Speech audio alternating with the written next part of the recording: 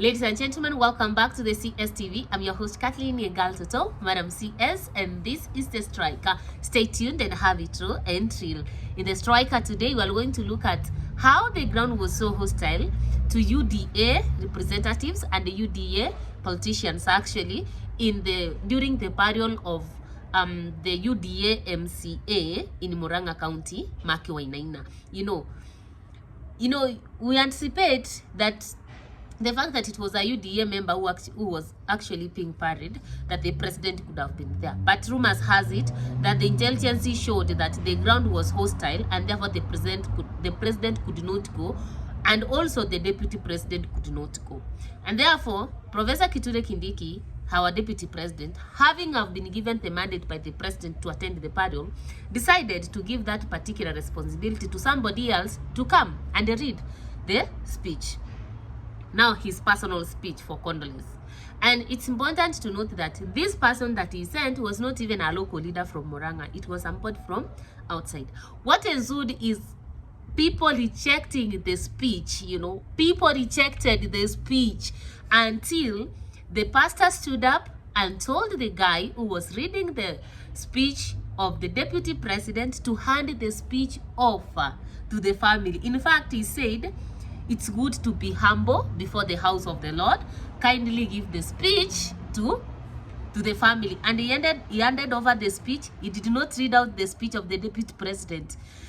Guys, you can be able to tell things are not okay. And again, while Moses Kuria was talking, somebody decided to sing. You remember, Gashawa told the people that actually, don't rebel, don't demonstrate. You can only compose songs. Somebody took it literally. And before we dive to these particular stories, you know what? If you are new to this particular channel, kindly welcome home. Karibu nyumbani. Subscribe, share, and like our videos. Turn on the notification bell so that the next time we are uploading a video, YouTube will automatically notify you. If you are a returning subscriber, thank you for tuning in. Thank you for turning back. Wewe ni wa maana sana. Kindly remember to share, like and comment on our videos. Now, we have been saying that actually, and I've said several times in this particular channel, that as far as the mountain is concerned, it is very stiff and hostile and extremely slippery for the UDA and the Kenya Kwanza government to climb. Now,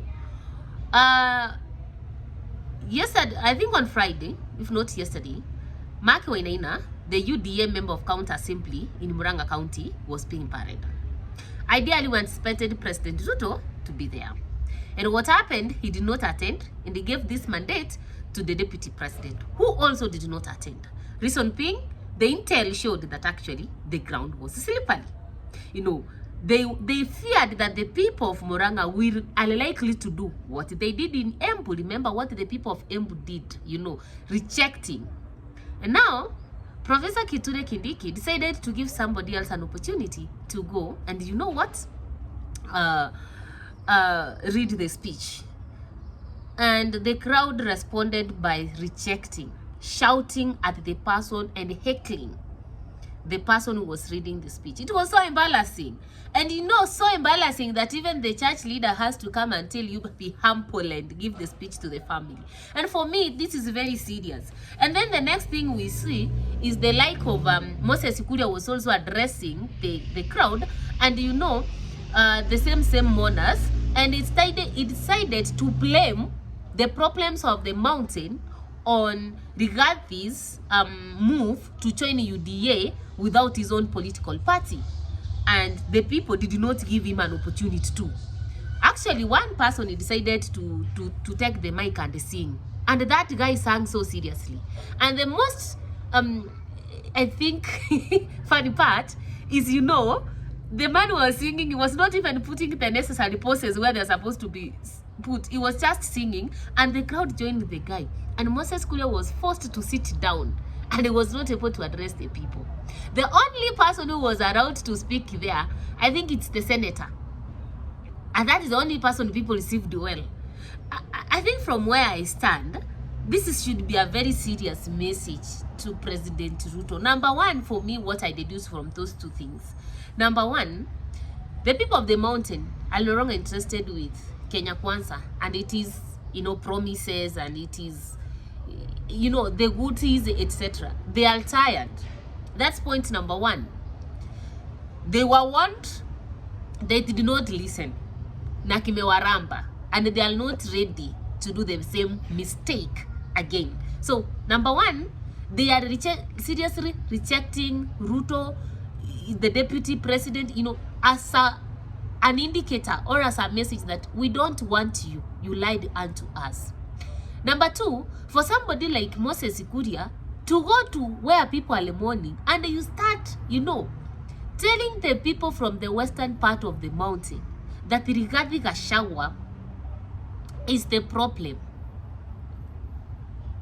My friend, when they know actually Rigathi Gachagua is not the problem, all Rigathi Gachagua was doing for them, kusema mambo ya chai nini, usiguze mlima. For them, Rigathi Gachagua was fighting for them, according to them. And then you are coming here to tell them Rigathi Gachagua is the problem. People are not happy with the impeachment of Rigathi Gachagua. And the earlier the UDA leaders got that one, the better. The Kenya Kwanza should be able to understand, yes, they managed to impeach Rigathi Gachagua. Rigathi Gachagua may not be the deputy president in Kenya as per the UDA and as per the constitution right now. But to the people of the mountain, Rigathi Gachagua is still their deputy president. And I think from where I stand, in as much as what Moses Kuria was trying to tell them was at somehow, some truth, that in 2022 he told the people of the mountain, let's come together and join Ruto with our own political party. He was trying to remind them why they are losing.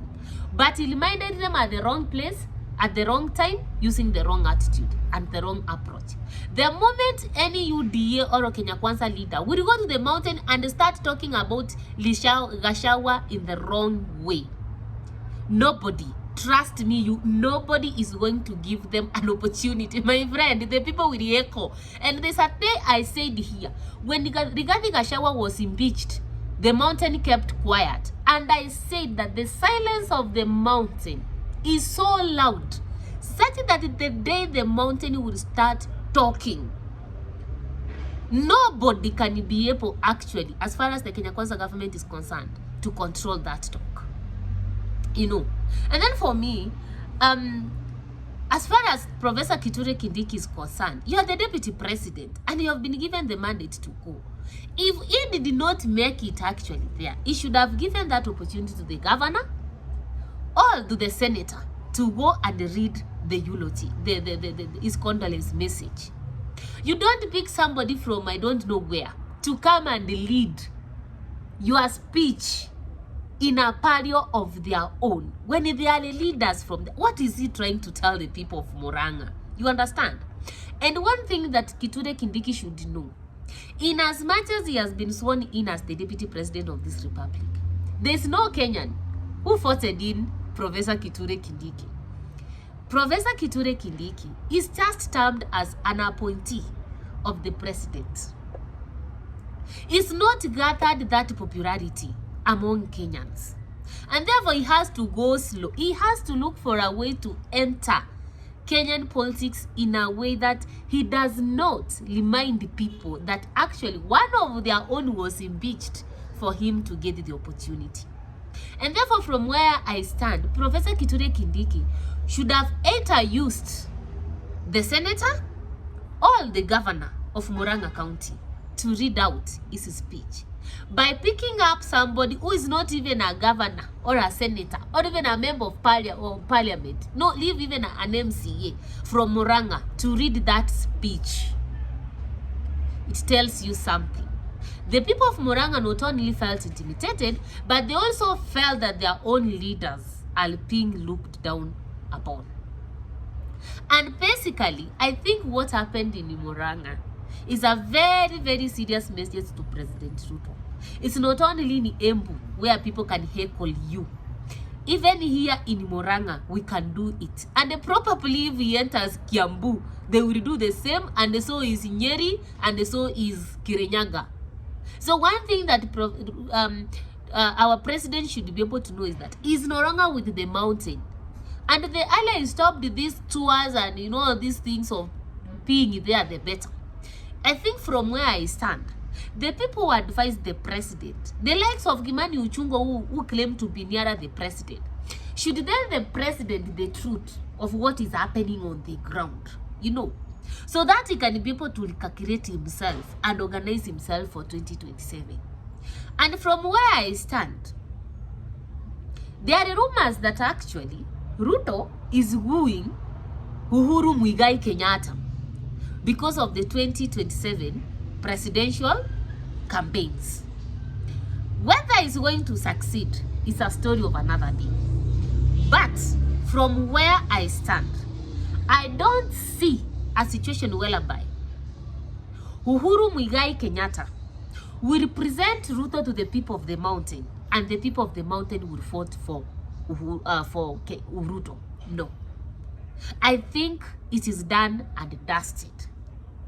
If we actually wanted Uhuru Muigai Kenyatta's support, he could have maintained Gachagua until 2027. And then they go separate ways in a better way.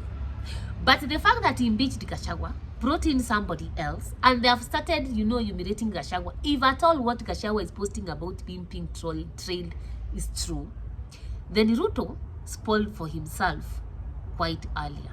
And I'm meant to understand that his goose is cooking. And then I also feel that as at the moment, these things are happening very fast. Tunasema, mambo ni mengi masaa ndio machache. And I'm meant to understand that actually, when the world starts to crumble, everything crumbles on you. Tuesday, that is yesterday, Okiya Omtatah actually expressed his presidential bid. He has formed this campaign, his committee, that is supposed to do investigations and lay the logistics and frameworks and see whether actually he can run for 2027. Actually, that's not even the problem. The problem is there is also rumors that Muranga is also in the race. People want Muranga. And there is Matiang'i, who seems to be the darling of people. You understand? And then there's Natembea, there's Eugene Wamalwa, and of course, we have Kalonzo Musyoka, who, in as much as people say he doesn't have a political stand, he may decide to come together with the other opposition members. Now, Wakenya, let's look at this honestly. You remember in 2002, the coalition that removed the KANU regime from the government, what it did? All the opposition political parties came together and they packed Emiro Mwai Kibaki under NAC. And that's how they managed actually to defeat the regime. And I'm meant to understand, these people expressing their candidature, honestly, has nothing to do like all of them want to run for the presidency. These people, what they are doing actually is to, everybody wants to express, and then they will come together with an agenda. And then they will choose one person. Trust me, in 2027, we're going to have Matiang'i, Muranga, Uhuru, Kalonzo, Natembea, Okiya Omtatah, Eugene Wamalwa, Martha Karua. All those people will be in the same camp. And all of them, Babu Owino, this Ndindi Nyoro, all of them will be in the same group, in the same coalition. And all of them will be having a single enemy, that is Ruto. Tell me why all those people I have mentioned, and the way the ground is very hostile for Ruto, in the mountain, in the church, in Western Kenya, why this coalition will not win? My opinions too. Your opinions too? Kindly leave them on the comment section below. As we meet next time to look at actually what is this about Ruto wing about the president, the former president? Actually, I wanted to do that video today, but because of time, as you can see, there's some it's getting somewhat late. I'll drop the video tomorrow. We will also have a discussion around that. Otherwise, kindly remember to subscribe, like, share, and comment. See you next time. Bye bye.